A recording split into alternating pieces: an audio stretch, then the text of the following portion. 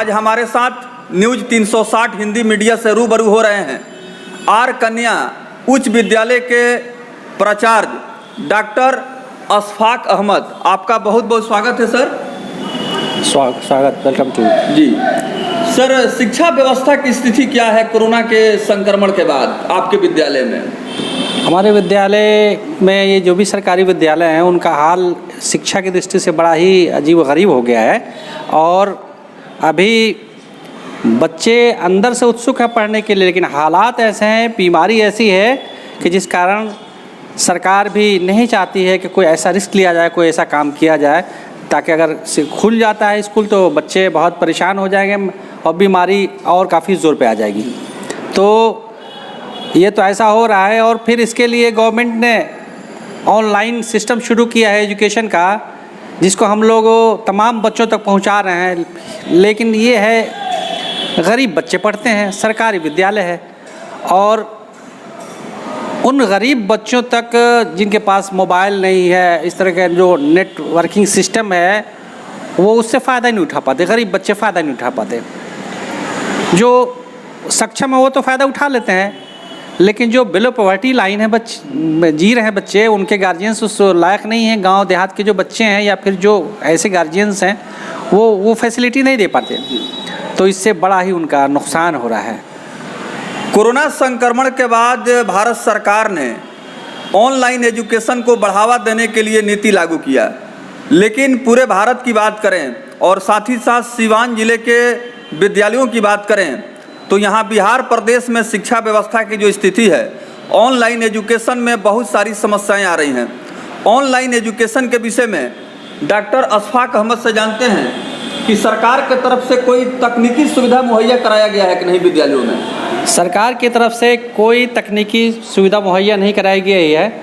हाँ, अलबत्ते ये है कि तमाम हेडमास्टर्स, ज़िले के तमाम हेडमास्टर्स हैं, वो मैसेज करते हैं बच्चों को, रिपोर्ट करते हैं। और मैंने खुद, मेरे यहाँ जितने छात्र थे सबको मैंने मैसेज किया और व्हाट्सएप किया कि, और फ़ोन पे बात भी किया जिसका अवेलेबल था। कुछ ऐसे भी नंबर मिले जो व्हाट्सएप नंबर नहीं थे, तो उनको मैंने मैसेज किया। तो बच्चों ने कहा कि सर मेरे पास उस तरह का मोबाइल नहीं है। मैंने कहा फिर बेटा कहीं अगल बगल पड़ोस में जाके कर लो ये।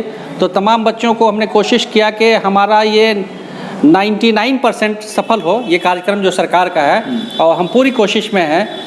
लेकिन कुछ गार्जियंस के ऐसे क्लेम आए हैं कि वो जो बार बार ये कह रहे हैं कि सर हमारे बच्चे कैसे ये होंगे।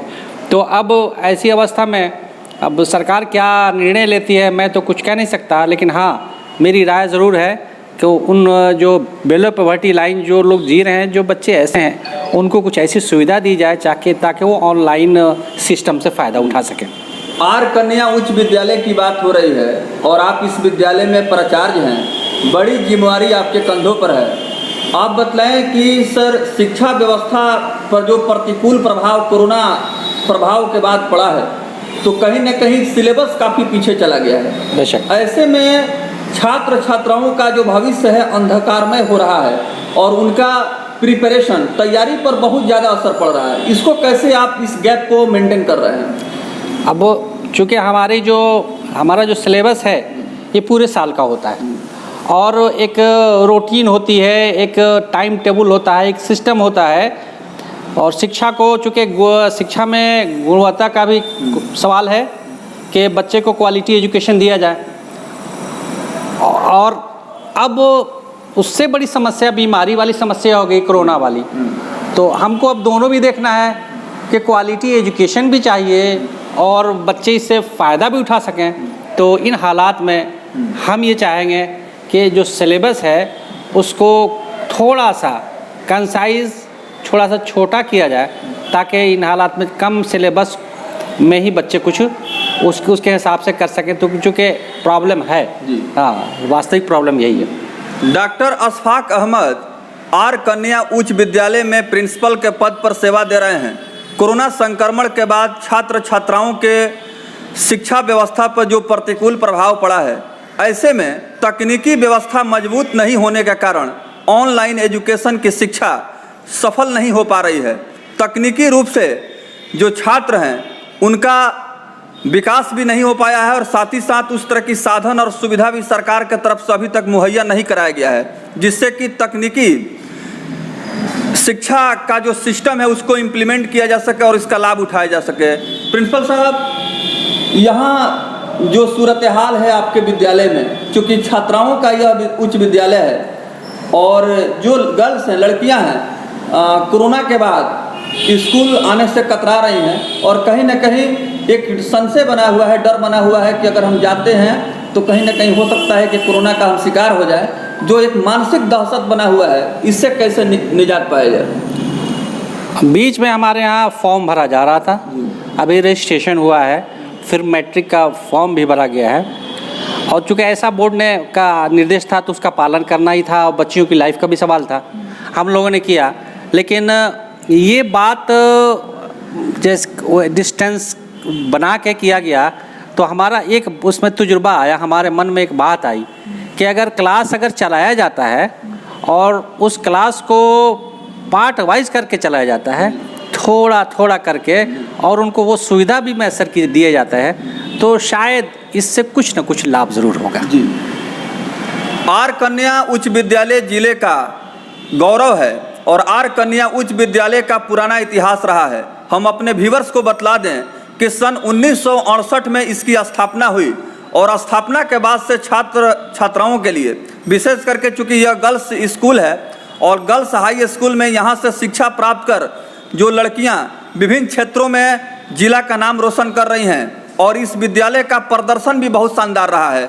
सर, व्यवस्था और अनुशासन के विषय में आपसे जानना चाहेंगे, क्योंकि डिसिप्लिन के मामले में, डिसिप्लिन का जहाँ तक सवाल है, हम अपने तौर पे कह रहे हैं, हमने इस तरह से इंतज़ाम किया है डिसिप्लिन का कि हमारे यहाँ 2 प्यून थे, इत्तेफाक से एक का ट्रांसफ़र हो गया और दूसरा रिटायर हो गया, तो एक भी प्यून नहीं है, लेकिन नाइट गार्ड को रखा गया है और हम लोग अपने बलबूते इस काम को करते हैं। आपको सोच के ताज्जुब होगा कि एक नाइट गार्ड के भरोसे हम लोग इस काम को कर रहे हैं और इतना वहाँ निगहबानी करते हैं, बच्चियों को वहाँ बेंच रखवा के चेक करते हैं कि ऐसा ना हो कि कोई अप्रिय घटना घट जाए।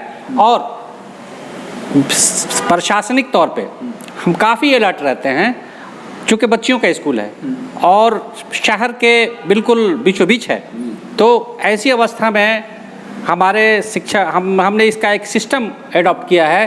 टीचर्स को जिम्मेदारी दे रखी है कि आप जैसे डिसिप्लिन के मामले में कहाँ रहेंगे, आपको क्लास का कैसे अरेंज करना है, ये तमाम चीज़ें। लेकिन ये हमारा इत्तेफाक है या बदकिस्मती कहिए कि कोरोना ने घेर लिया, फिर भी हमारी कोशिश है कि एक मेरे पदभार ग्रहण करने के बाद इस ज़िले का एक आइडियल स्कूल बने और पूरे बिहार में क्या देश में इसका नाम रोशन हो। चलते चलते डॉक्टर अशफाक अहमद से जानते हैं कि सिवान जिले के व्यस्ततम इलाके में यह विद्यालय है और विद्यालय में छात्राओं के लिए जो सुरक्षा का व्यवस्था है, चूँकि काफ़ी चौकस है और इनकी कोशिश होती है कि अनुशासन के मामले में बेहतर से बेहतर कार्य यहाँ पर किया जाए। जिला प्रशासन के तरफ से जो सहयोग मिलना चाहिए, इसके विषय में बताएं, क्योंकि गर्ल्स यहाँ पढ़ने आती हैं, सुरक्षा के नज़रिए से इस तरह का ज़िला प्रशासन का ये है कि हमारे पास टाउन थाने के दारोगा हैं, इंस्पेक्टर साहब, सब लोग आते रहते हैं और उनसे मेरा कांटेक्ट रहता है। अगर कोई ऐसा एंटी सोशल या कोई ऐसा गलत आदमी, तो मैं तुरंत कॉल कर देता हूँ, इसलिए मैं किसी को भटकने नहीं देता। और दूसरी बात यह है कि हमारे विभागीय जो पदाधिकारी हैं, डीएम साहब के यहाँ मीटिंग थी, उस दिन बहुत डिटेल मेरी बात हुई थी, तो उन्होंने कहा था कि अहमद साहब, आप अगर थोड़ा भी कहीं इस तरह का ये हो तो हमको एक फ़ोन कीजिएगा, मैं आपके यहाँ आ जाऊँगा। तो हमारे विभाग की तरफ से हमको काफ़ी कोऑपरेशन है और वो काफ़ी सक्रिय है, इसलिए कि मैंने कहा, अपनी बात कही उनसे कि मेरी कुछ सोच अलग है और जो हेडमास्टर्स होते थे उनसे मेरी अलग सोच है। उन्होंने मुझे पूरा भरोसा दिलाया है कि आपको हर कदम पर हम लोग सहायता करेंगे। लॉकडाउन के बाद छात्राओं का आना जाना बिल्कुल बंद हो गया था, विद्यालय वीरान पड़ा हुआ था और यहाँ पढ़ने वाली बच्चियों से भरा हुआ विद्यालय बिल्कुल सुनसान दिखाई दे रहा था। अजीबोगरीब स्थिति थी, चूँकि कोरोना का संक्रमण था और इसको देखते हुए सरकार ने जो गाइडलाइन जारी किया था उसको धरातल पर अनुपालन कराया जा रहा था।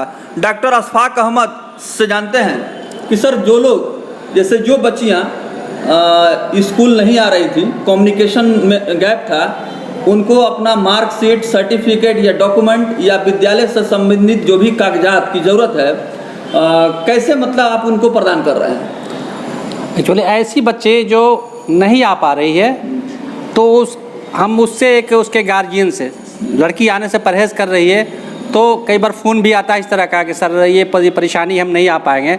तो मैंने कहा अपने गार्जियन को वही दो, एक एविडेंस चाहिए हमको कि भाई ये तुम्हारे पिता हैं, ये तुम्हारी माता हैं। तो एविडेंस के आधार पे हमने हमारे जो शिक्षक जो हम महोदय हैं सबसे मैंने कह रखा है कि इस हालात में बच्चों को कोऑपरेशन देना है ताकि पढ़ाई किसी तरह एजुकेशन के मामले या जो पढ़ाई लिखाई का जो सिलसिला है वो किसी तरह उसका हरास ना हो, कहीं परेशानी ना हो। इसलिए आप उसका रिकॉर्ड चेक कर लीजिए, देख लीजिए, हाँ जेन्युइन होना चाहिए। ऐसा ना हो कि कोई गलत आदमी किसी का गलत सर्टिफिकेट लेके चला जाए, तो ये बर्दाश्त नहीं किया जाएगा।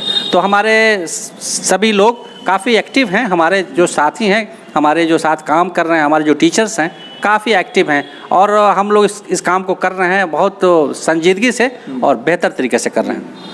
ये थे डॉक्टर अशफाक अहमद, आर कन्या उच्च विद्यालय के प्रिंसिपल, जो हमारे साथ शिक्षा व्यवस्था पर प्रतिकूल जो प्रभाव पड़ा है, पठन पाठन की व्यवस्था काफ़ी बाधित हुई है, इन तमाम जटिल विषयों पर अपना बहुमूल्य विचार व्यक्त कर रहे थे। आशा करते हैं कि न्यूज़ 360 हिंदी मीडिया के माध्यम से छात्राओं को प्रत्यक्ष रूप से संदेश पहुंच जाएगा। विद्यालय में जो पठन पाठन की व्यवस्था पर प्रभाव हुआ है उसका निश्चित रूप से सरकार के तरफ से और विद्यालय जो समिति है और इसके जो मुख्य जिम्मेवार हैं उनके तरफ से प्रमुख रूप से कोशिश हो रही है कि व्यवस्था में सुधार हो और पठन पाठन की जो व्यवस्था है उसको सुचारू रूप से संचालित किया जाए। परीक्षा को लेकर के छात्राओं के जहन में बहुत सारी समस्याएं आती हैं। सर, एक सवाल आपसे ये भी है कि हाल ही में एग्ज़ाम हुआ है, सर्टिफिकेट वगैरह के बारे में जैसे बहुत सी छात्राएं हैं जो सर्टिफिकेट को लेकर के चिंतित हैं और आपकी स्कूल का जो भी डॉक्यूमेंट है या पेपर है उसको कैसे मेंटेन किया जा रहा है? अभी सर्टिफिकेट्स जो हैं बहुत सारी से बच्चियां हैं जो फेल थी, फिर सरकार ने निर्णय लिया कि उनको पास कर दिया जाए। तो वो मैंने ये उन बच्चियों के जो सर्टिफिकेट्स या जो मार्कशीट निकलते हैं उस मार्क्स पर मैंने अपना सिग्नेचर किया, लेकिन उससे एक इंटेक लिखवा लिया कि अगर इसमें कोई गड़बड़ी पाई जाएगी तो उसका जिम्मेदार हमने इसलिए लिखवाया कि एक तो ये कि वो रिस्पॉन्सिबल हो और दूसरी बात ये कि उसकी पढ़ाई में कहीं रुकावट नहीं आए। हमने यहाँ तक किया कि जो प्रिंसिपल थे मेरे जानने वाले, जो हेडमास्टर्स थे, उनको मैंने फ़ोन भी किया कि देखिए ये बच्चियों के कैरियर का सवाल है, आप कम से कम मेरे विद्यालय की जो बच्चियां हैं उनका ख्याल रखिए, उनका एडमिशन, उनकी कैरियर हैम्पर ना हो पाए। इस पर मैं इस पर काफ़ी कोशिश कर रहा हूं और उनके डॉक्यूमेंट्स में आते ही जो भी पेपर आता है मैं तुरंत उसका डिस्पोजल कर देता हूं। कोशिश मेरी ये रहती है कि काम को जल्दी किया जाए। बिहार सरकार के तरफ से बहुत सारी योजनाएं छात्राओं के शैक्षणिक विकास के लिए चलाई जा रही हैं और कुछ योजनाओं के विषय में सर आप बताएं कि कौन कौन सी योजनाएं बिहार प्रदेश सरकार की है जिसका लाभ छात्राओं को मिल रहा है और आपके आर कन्या उच्च विद्यालय में इसकी स्थिति क्या है? हमारे यहाँ पहले शुरू में जो मेगा सॉफ्ट के द्वारा बच्चियों को बहुत सारे स्कॉलरशिप या फिर साइकिल और पोशाक की जो ये मिलनी है, पैसा मिलनी है, उसको हम लोगों ने पूर्ण रूप से उसके जो क्राइटेरिया है उस क्राइटेरिया को फुलफिल करते हुए हमने तमाम बच्चों का काम कर दिया। अब वो मेगा सॉफ्ट से उसके अकाउंट में पैसे चले गए हैं, वहाँ से तो डायरेक्ट आना है, वो तो डीबीटी सिस्टम है। बाकी बचा अभी जो बच्चियाँ फर्स्ट की हैं मेरे यहाँ, चूँकि रिज़ल्ट बहुत अच्छा होता है तो तमाम बच्चियों को हम लोग गाइडलाइन दे रहे हैं, लिख के कहीं ना कहीं ये कर दे रहे हैं कि यहाँ कि तुमको ऑनलाइन कराना है या डिपार्टमेंट जो अगर जिसको ज़्यादा दिक्कत है उसको डिपार्टमेंट से फ़ोन करके रब्ता करके हम ये बता देते हैं कि तुम्हारा फर्स्ट डिवीज़न का पैसा जो छात्रवृत्ति ये जो स्कॉलरशिप मिलती है वो तुम्हें मिलनी है। अभी थोड़ा बच्चे परेशान हैं कि कैसे मिलेगा, तो गाइडलाइन तो उनको देनी है, तो हम गाइडलाइन देते हैं और हमारे यहाँ बहुत सारे बच्चियों को इससे फ़ायदा उठा रही हैं। ये थे डॉक्टर अशफाक अहमद जो आर कन्या उच्च विद्यालय के प्राचार्य हैं। जो हमारे न्यूज़ 360 हिंदी मीडिया से मुखातिब थे। कोरोना संक्रमण के बाद शिक्षा व्यवस्था के ऊपर जो प्रतिकूल प्रभाव पड़ा है, इस व्यवस्था के विषय में, समस्याओं के विषय में विस्तार से अपना व्यक्तिगत विचार व्यक्त कर रहे थे। निश्चित रूप से आशा करते हैं कि डॉक्टर अशफाक अहमद के द्वारा दिए गए बहुमूल्य सुझाव से छात्राओं में नई जागृति पैदा होगी और सरकार के तरफ से जो ऑनलाइन एजुकेशन शिक्षा को बढ़ावा देने के लिए भरपूर कोशिश हो रही है, इस कोशिश के नतीजे भी सफलता की तरफ जाएंगे। बहुत बहुत धन्यवाद। धन्यवाद।